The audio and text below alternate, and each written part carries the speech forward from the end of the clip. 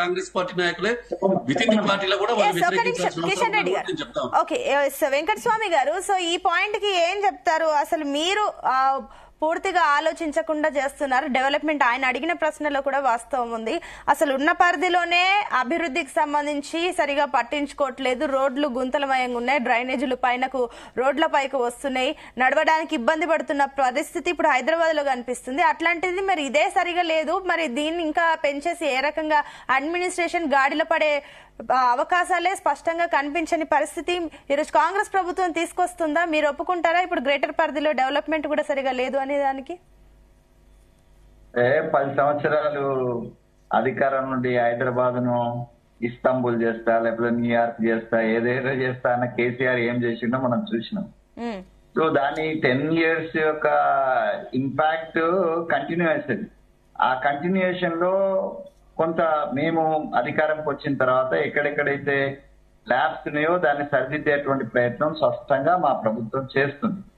So దాంట్లో doubt ఏం లేదు. కంపేర్ టు ది గతంలో జరిగిన వరదలో, లేకపోతే గతంలో వచ్చినటువంటి ఇబ్బందులు, టిఆర్ఎస్ ఉన్నప్పుడు ఇబ్బందులను మేము మొన్న వచ్చిన వర్షాల సమయంలో కావచ్చు, దీని సమయంలో కావచ్చు, సో ఎఫెక్టివ్ గా అంటే కంపారిటివ్లీ ఎఫెక్టివ్ అంటున్నాను. టోటల్లీ మేము అరాడికేట్ చేసినాము లేకపోతే 100% వీఆర్ అటెండ్ అని చెప్పలేను. కానీ మేము వెన్ కంపేర్ టు ది గతంలో జరిగినటువంటి ఇన్సిడెంట్స్, హైదరాబాద్ వరదలకు సంబంధించి మనం చూసినాం కదా.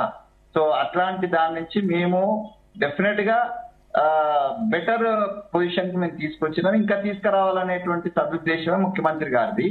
ఆ డెవలప్మెంట్ లో హైదరాబాద్ ఇంకా విస్తరణ చేయడం వల్ల ఇంకా డెవలప్మెంట్ స్పీడ్ అప్ ఉంటది అనేటువంటి ఒక ఆలోచన వారికి ఉండొచ్చు. వ్యక్తిగతంగా చాలా మందికి చాలా ఆలోచనలు ఉంటాయి. సో దాన్ని సమిష్టిగా కూడా నిర్ణయం తీసుకోవాలి, యుక్తియుక్తాలుగా ఆలోచించాల్సిన అవసరం ఉన్నది. సో మేము ఇప్పుడు అనేది ఏంటంటే వారైతే ప్రపోజల్ పెట్టినారు. సో ఇది ఇవాళనే 10 గంటలకు మాకు స్టేట్ ఎగ్జిక్యూటివ్ మీటింగ్ కూడా ఉన్నది. డెఫినెట్ గా పార్టీకి సంబంధించినటువంటి డిస్కషన్ ఉంటుంది. ముఖ్యమంత్రి గారు కూడా దానికి అటెండ్ అవుతున్నారు. నేను స్వయంగా సిపిసిసి ఎగ్జిక్యూటివ్ లో ఉన్నా, జనరల్ సెక్రటరీగా ఉన్నా. డెఫినెట్ గా మేము లేవనెత్తుతాము. ఇంటర్నల్ వేదిక మీద కావచ్చు, లేకపోతే పర్సనల్ గా కానీ ఈ అంశాన్ని డెఫినెట్ గా, ఎందుకంటే ఇప్పుడు టిఆర్ఎస్ వ్యతిరేకిస్తుందా, బీజేపీ వ్యతిరేకిస్తుందా అనే దానికంటే ప్రజల సౌకర్యం కోసం మనం చేద్దాం అనుకున్నప్పుడు, ప్రజలు అసౌకర్యంగా ఫీల్ అవుతున్నప్పుడు వారి యొక్క గ్రౌండ్ రియాలిటీ ఏంటి, గ్రౌండ్ లో ఉన్నటువంటి అభిప్రాయం ఏంటి అనేటువంటిది తీసుకొని ముందుకు వెళ్తే న్యూట్రల్ గా ఉన్నటువంటి ఎక్స్పర్ట్స్ లేకపోతే అనలిస్టులు వీళ్ళు చేసే అభిప్రాయాన్ని కూడా గవర్నమెంట్ పరిగణలోకి తీసుకుంటే డెఫినెట్ గా అది కొద్దిగా ప్రజారంజకమైనటువంటి పాలన అవుతుంది. ఆ దిశగా ప్రయత్నాలు జరగాలి. మేము కూడా ఆ ప్రయత్నం చేస్తాము.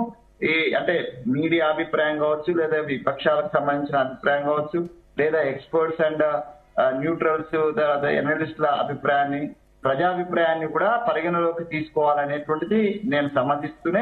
ఇంకొకటి శ్యామ్ సుందర్ గారు ఒక పాయింట్ ఇందాక అన్నారు వెంకటస్వామి గారు. సో ఏదంటే ఈ రైతు బంధు విషయం సంబంధించి కూడా ఆయన ఒక పాయింట్ లేవనెత్తారు. ఇన్ కేసు ఇది వస్తుందా రాదా, సబ్సిడీ వచ్చే వాళ్ళ విషయంలో కూడా ఏం జరుగుతుంది, ఇన్ కేసు ఇది జిహెచ్ఎంసీలో విలీనం అయితే లాభం పొందే వాళ్ళు కూడా ఇట్లాంటి వాటికి సంబంధించి కూడా వాళ్ళు కాస్త నష్టపోతారన్న అభిప్రాయాలు కూడా వచ్చాయి కాబట్టి. అండ్ ఇంకొకటి మెయిన్ ఏంటంటే ఎన్నికల ముందే మీరు ఈ నిర్ణయం తీసుకోవడం వెనుక మీ స్ట్రాటజీస్ ఏమైనా ఉన్నాయా? అంటే ఇప్పుడు స్ట్రాటజీ దీనికి ఎన్నికలకు దీనికి సంబంధం లేదమ్మా. యాక్చువల్లీ వాస్తవంగా ఏంటంటే అంటే హైదరాబాద్ పరిధిని పెంచాలనేటువంటి అది కూడా ఒక సదుద్దేశం పెంచాలనే ఉద్దేశము ముఖ్యమంత్రి గారికి ఉండొచ్చు. సో వారి అభిప్రాయాన్ని మంత్రివర్గంతో చర్చించి దాన్ని ముందుకు పెట్టినారు. పార్టీలో మాత్రం నిజంగా చెప్పాలంటే పార్టీలో దీని మీద ఏం చర్చ జరగలేదు. వాస్తవంగా మాకు కూడా తెలుసు కాబట్టి చెప్తున్నాం. పార్టీ స్థాయిలో జరగలేదు, ప్రభుత్వ స్థాయిలో జరిగింది. దాన్ని కొద్దిగా చకాచకానే ముందుకు వెళ్ళింది. సరే గవర్నర్ గారి ఆదేశం వచ్చింది, వారి పర్మిషన్ వచ్చినప్పటికీ డెఫినెట్ గా దీన్ని పునరాలోచించేటువంటి అవకాశం తప్పనిసరిగా ఉంది. ప్రజాభిప్రాయాన్ని కూడా పరిగణలోకి తీసుకోవాలి. తర్వాత అంటే ఓవరాల్ గా నేను యాజ్ అన్ అంటే నేను కాంగ్రెస్ పార్టీ కార్యకర్తగా లేకపోతే లీడర్ గా కాకుండా నేను ఒక సైంటిఫిక్ అప్రోచ్ గా నేను ఒక ప్రొఫెసర్ గా నేను చెప్తున్నానంటే పాలన వికేంద్రీకరణనే best solution for the so many problems. So కేంద్రీకరణ చేయడం అనేటువంటిది కరెక్ట్ కాదు అని. ఇప్పుడు అందుకనే నేను అది గుర్తు చేస్తున్నా. కేంద్రీకరణ చేస్తూనే కేంద్రీకరణ ద్వారా వచ్చేటువంటి లబ్ధి ఏదైతుందో కేంద్ర ప్రభుత్వ నిధులు కావచ్చు లేకపోతే తీసుకుంటూనే మళ్ళీ కేంద్రీకరణ నుంచి వికేంద్రీకరణ అనేటువంటిది ఇప్పుడు హైదరాబాద్, అందుకే ఢిల్లీ మోడల్ అని చెప్తున్నా నేను. సో ముఖ్యమంత్రి గారికి ఢిల్లీ మోడల్ గురించి ఏమన్నా ఆ దిశగా ఢిల్లీ డెవలప్మెంట్ లో అది ఆ మోడల్ బాగా సక్సెస్ అయింది కాబట్టి దాని దిశగా ఏమన్నా ఆలోచిస్తున్నారేమో అనుకుంటున్నా. కానీ ఢిల్లీకి మనకు తేడా ఏంటంటే ఢిల్లీలో ఎక్కడి వరకు అయితే ఈ విస్తరణ అంతా కూడా కంప్లీట్ టోటల్లీ 100% అర్బనైజేషన్. నీకు అక్కడ ఏం పొలాలు లేవు లేకపోతే అది లేదు. కానీ ఇక్కడ మనకు జిహెచ్ఎంసీ అంటే ఓఆర్ఆర్ వరకు పరిధి అని అంటే సో బేసికల్ గా వ్యక్తిగతంగా నేను కూడా కొంచెం దాన్ని వ్యక్తిగతంగా ఇష్టపడతలేదు. జిహెచ్ఎంసీ పరిధి ఓఆర్ఆర్ వరకు పోతే 5 జిల్లాల పరిధి, దీని యొక్క పరిధిని మెయింటైన్ చేయడం, తర్వాత ఇప్పుడు దాన్ని 3 భాగాలుగానో 4 భాగాలుగానో అది మళ్ళీ దాన్ని డివిజన్ చేస్తే కూడా అది కొద్దిగా యూనిఫామిటీ కరెక్ట్ గా ఉంటుందో ఉండదో అనేటువంటి డౌట్ నాకు ఉంటుంది. మేము కూడా చేస్తాము డెఫినెట్ గా పెద్దల యొక్క అభిప్రాయాలను, ఈవెన్ విపక్షాలు చేసేది అన్ని కూడా మా మీద విమర్శగా నేనైతే తీసుకోను వ్యక్తిగతంగా. సద్విమర్శను ఎప్పుడైనా విపక్షం ఇచ్చిన వివేకానందుడు మాట చెప్తారండి, noble thought should come from all the corners of the world అని. సో నోబుల్ థాట్ అనేటువంటిది విపక్షం నుంచి రావచ్చు, స్వపక్షం నుంచి రావచ్చు, న్యూట్రల్ నుంచి రావచ్చు. సో అన్ని ఒక సంకలనం తీసుకున్నప్పుడే ప్రభుత్వానికి ఒక మంచి పేరు వస్తుంది, ప్రజలకు ఒక మంచి పాలన అందించగలుగుతాం. ఆ దిశగానే మా ప్రభుత్వం ఆలోచించాల్సిన అవసరం ఉంది, మా పార్టీ ఆలోచించాల్సిన అవసరం ఉంది.